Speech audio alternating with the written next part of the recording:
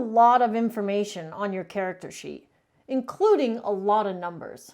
Now, what's this area right up here called saving throws? What's a saving throw? Today's video is all about understanding what they are, so let's dive into today's video, Understanding Saving Throws. Adventurers, if you love all things Dungeons & Dragons, tips, tricks, unboxings, and reviews, you're going to want to make sure you hit the subscribe button down below and that notification bell so you don't miss any epic upcoming videos. According to the Player's Handbook on page 179, a saving throw, also called a save, represents an attempt to resist a spell, a trap, a poison, a disease, or a similar threat. You don't normally decide to make a saving throw, you're forced to make one because your character or monster is at risk of harm. So what does this mean? This means that something really bad and unexpected is about to happen to your character. Like the book said, a saving throw is a forced roll. You don't get to choose to make one. The Dungeon Master tells you to make a saving throw. So you have a split second to try to avoid something bad that's going to happen to your character. The Dungeon Master will also tell you what type of saving throw to make. You may notice that the saving throws are the exact same types of characteristics as your main abilities down the side. They're just in a separate box. Strength, dexterity, constitution, intelligence, wisdom, and charisma saves. Now the saves are listed in a separate box because your character might have certain modifiers that affect them in a certain way when you roll. You'll notice that like the skills box, the savings throw box has a little bubble next to each type of saving throw. And that's because each class and some backgrounds give you proficiency in at least 2 saving throws. So when you're making your character, whatever saving throws your character is proficient in, you're going to fill in that little bubble. Then when you copy the modifiers over, if your strength modifier is +2, your saving throw will also be +2. If your dexterity is +3, your dexterity saving throw is also going to be +3. But if any of them have the little bubble that you've colored in, you're proficient, so you're also going to add your proficiency bonus. So if your constitution modifier was a +2, but you're also proficient and your proficiency bonus is a +2, now your constitution saving throw is a +4. Adventurers, do me a favor, if you're enjoying this video, go ahead and hit that like button, hit that thumbs up button. It actually helps out the channel more than you know and is a great way to show your support. Now, saving throws have to equal or exceed a certain difficulty to be successful. If you roll a success, this means you're either going to likely take no damage or maybe partial damage, which often in Dungeons & Dragons is half the normal damage.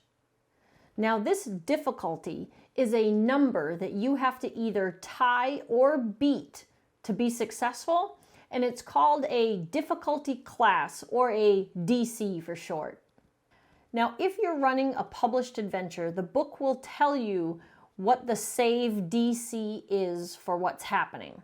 For example, here in Curse of Strahd, in one of these rooms in the castle, the book literally says each creature in the room must make a DC 12 dexterity saving throw.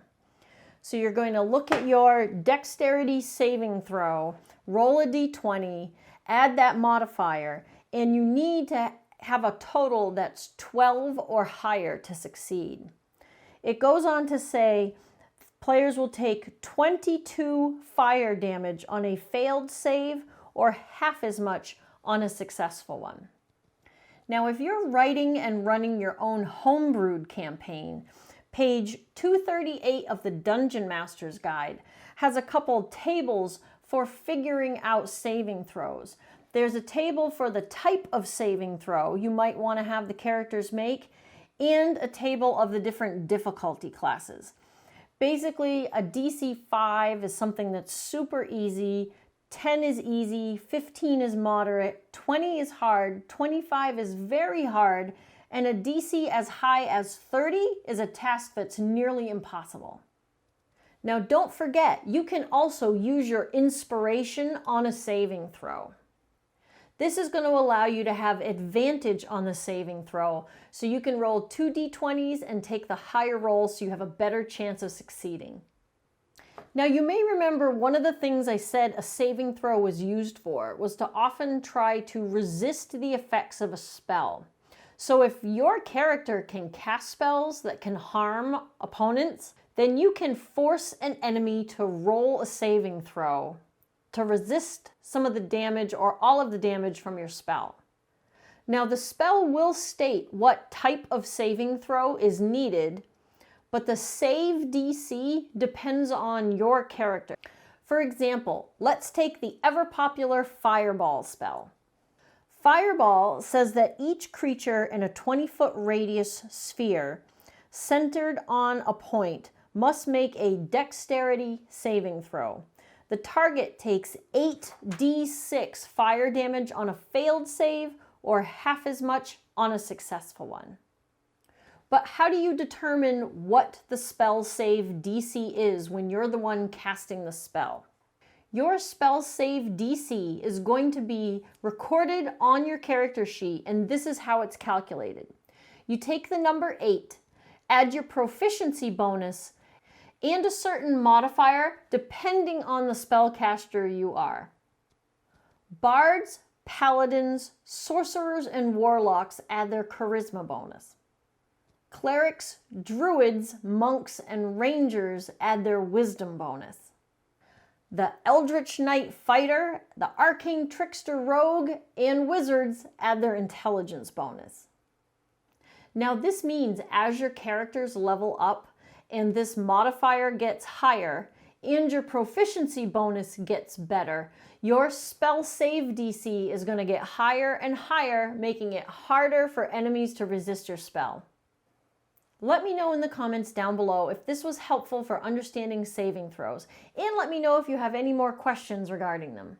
Now you're going to want to watch a video that's on the next screen. Go ahead and click on that video and I'll see you there. Now go have an epic adventure.